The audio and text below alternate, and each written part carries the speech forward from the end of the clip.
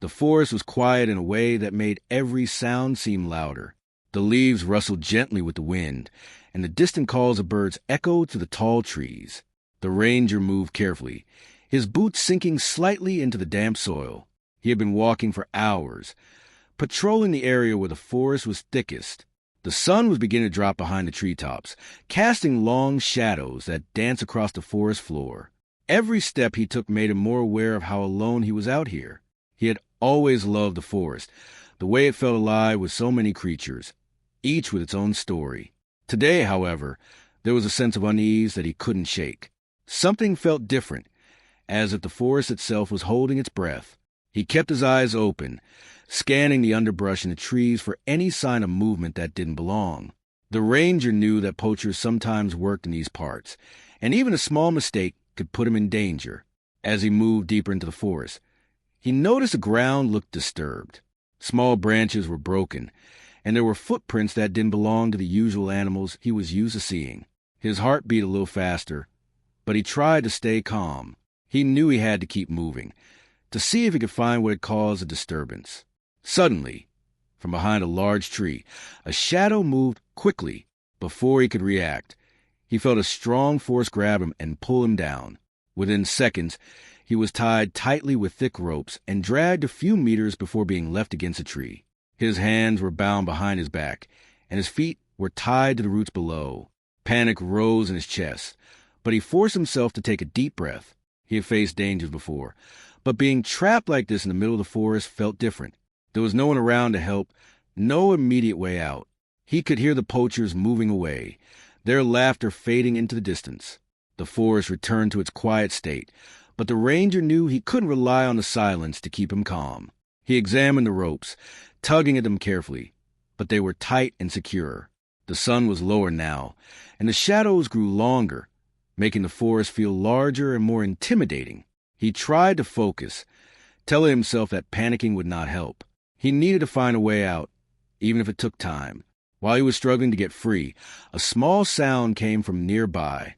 It was soft at first, almost like a whisper in the wind. Then he noticed movement through the trees.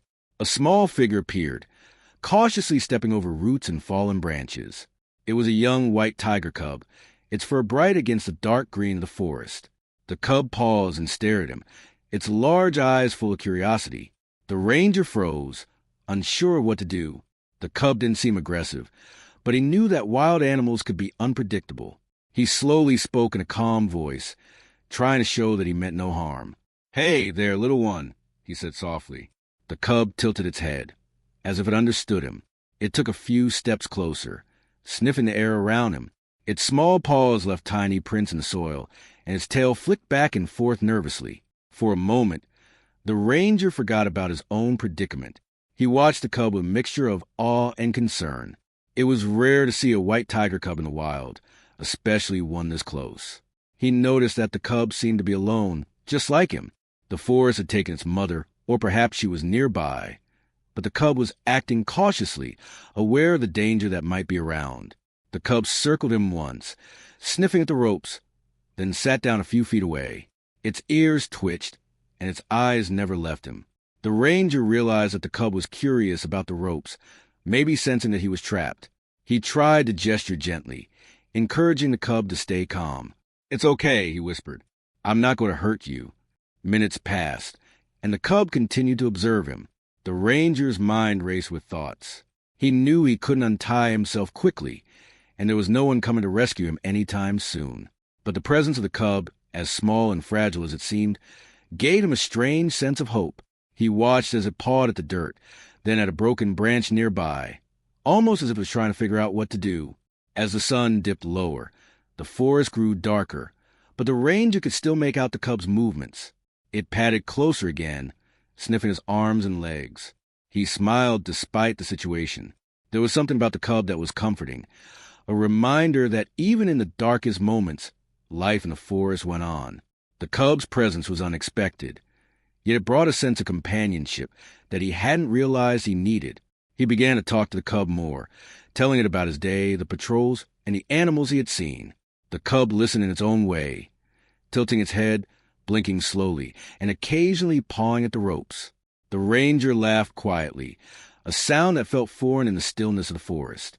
He could feel his fear easing slightly, replaced by determination. He had to survive, and somehow he sensed that this little cub might play a role in that. The shadows of the forest stretched longer, and the first stars began to peek through the canopy above. The ranger knew that night would bring more challenges. The sounds of nocturnal creatures filled the air, and the forest felt both alive and watchful. He tightened his core and focused on staying calm.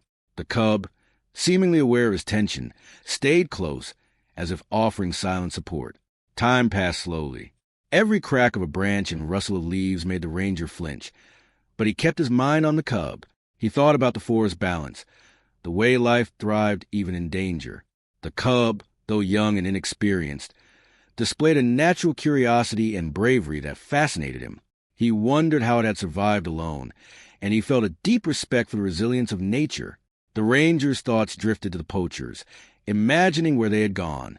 He knew they could return at any moment, but for now, the forest was quiet, and he was not alone. The cub's presence was a strange comfort, a small reminder that life had its protectors, even in the wildest corners of the world. He resolved to stay calm and observant.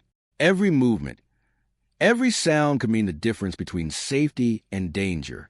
And as he looked at the little white tiger cub, he realized that sometimes hope came in unexpected forms. A tiny creature, innocent yet strong, could make a difference when it seemed impossible. As darkness settled over the forest, the ranger leaned back against a tree, trying to rest his arms while keeping his senses alert. The cub curled up nearby, eyes half closed but watchful. The forest around them was alive with sound, yet there was a fragile peace in that moment. He knew that the hours ahead would test him, but for the first time since he'd been tied, he felt a spark of confidence. Somewhere in the deep forest, the cub's mother might be searching, other animals might be hunting or hiding, and the poachers might still be out there. But for now, in that small clearing, two lives were connected in a way that neither fully understood. One was a young ranger, brave but bound. The other a tiny white tiger cub, curious and alert. Together, they shared the forest in silence, waiting for the next moment that would change everything.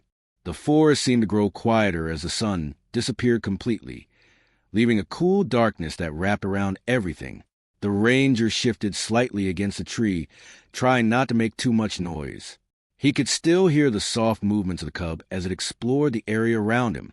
Every now and then, the cub would pause and look directly at him, its eyes reflecting the faint moonlight that filtered to the canopy above. The ranger could feel his heart beating faster, not from fear this time, but from curiosity. The cub was behaving in ways that no ordinary animal might. It sniffed at the ropes again, pawing gently at the knots. Its small claws scraped softly against the fibers, and though the ranger knew it would not untie him completely, he could sense its attempt to help. He whispered encouragement, trying to guide it without startling it. "Yes, that's it," he said softly. Just like that. For a while, the cub simply circled him, observing every movement. It would pause, tilt its head, and blink slowly, then move closer, sniffing at the ranger's hands and feet. There was a sense of understanding in its eyes, as if it knew something was wrong and wanted to do what it could to make things better. The ranger marveled at this, thinking about how rare it was to witness such behavior in a wild animal. He tried to shift his position slightly to make the ropes easier for the cub to reach. With careful movements, he tapped gently on the knots. The cub responded immediately, pawing and biting at the ropes in small, precise movements. The ranger could feel a small part of the knot loosening under the cub's persistence. It was a slow process, but the ranger realized that the cub was intelligent, not just playing around, but trying to solve a problem it didn't fully understand. Time passed slowly. The forest sounds at night were different from during the day. The calls of distant animals created a rhythm that seemed to echo the ranger's heartbeat. Occasionally, a branch would snap, making both him and the cub freeze. But the cub always returned to him, circling, sniffing, and pawing at the ropes with determination. Each tug, each nibble, brought a small hope that maybe, somehow, freedom was within reach. The ranger took a deep breath and tried to remain calm. He began talking more, telling the cub about the forest, about the animals he had seen, about the importance of protecting them. The cub listened in its own way, tilting its head and blinking slowly, sometimes pawing at the ropes as if answering him. It was an odd but comforting presence. In the darkness, it felt as though they were sharing a connection, two beings from very different worlds brought together by circumstance. At one point, the cub padded closer to the ranger's feet and started tugging at the ropes with its mouth. The ranger guided its efforts gently with his foot. "Careful," he whispered. "Slowly, slowly." The cub seemed to understand, adjusting its movements to be more careful. It bit and pulled, then circled back, inspecting its progress. Its persistence was remarkable, and the ranger could feel the tension in his chest easing just a little. While the cub worked, the ranger kept his senses alert. He could not forget the danger of the poachers. They might return, and the forest held many other threats at night. But the cub's presence gave him hope and a sense of courage he had not felt before. It was as if the cub's determination had given him strength to endure the long hours. Hours seemed to stretch endlessly. The cub did not tire. It continued to paw, bite, and pull at the ropes. Occasionally, it would sit back on its haunches, blink at him, and then resume its efforts. The ranger tried to shift slightly, making it easier for the cub to reach the knots that were hardest to untie. His movements were careful and deliberate, so as not to hurt the cub or themselves. The ranger's mind wandered as he watched the cub work. He thought about how nature often surprised people. Here was a tiny creature, still a baby, showing courage and intelligence that rivaled humans in its own way. He thought about the countless stories of humans protecting animals, and now he realized that sometimes the reverse could happen. Life in the forest was unpredictable, and moments like this were rare but profound. As the night deepened, the ranger noticed a change in the cub's behavior. It seemed more focused, its small body tense with concentration. It pawed at the ropes in precise movements, sometimes biting gently at the knots, sometimes tugging with careful strength. The ranger encouraged it quietly, whispering instructions and offering small gestures of guidance. Each tiny success gave him hope that he might be free before dawn. He could feel the cool night air brushing against his skin, carrying the earthy scent of wet soil and fallen leaves. Every sound of the forest became more pronounced. The distant call of an owl, the rustle of a small animal in the underbrush, the whisper of the wind through the trees. And through it all, the cub remained focused on him, determined to help. The ranger began to notice that some of the ropes had started to loosen, small gaps forming where the cub had tugged. He guided the cub, tapping gently to show it where to focus. The cub responded immediately, biting and pawing at the ropes with renewed determination. The bond between them grew stronger with each passing moment.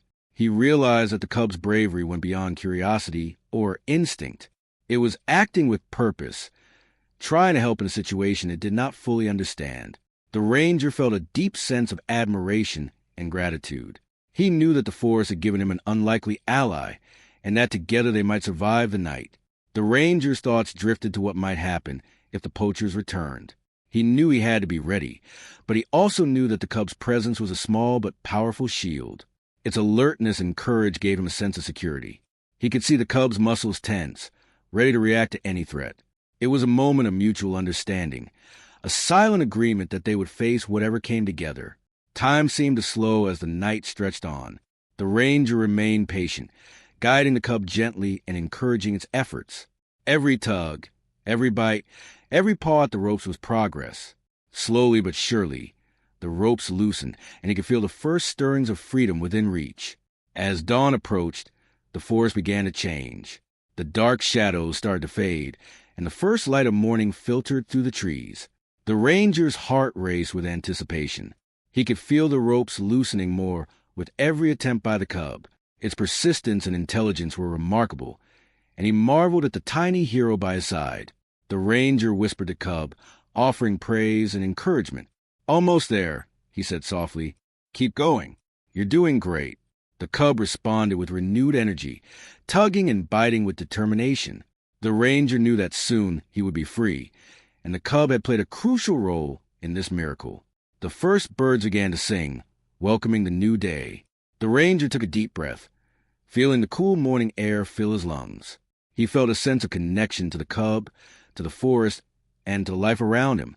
In the quiet of the early morning, He realized that this night had shown him something incredible.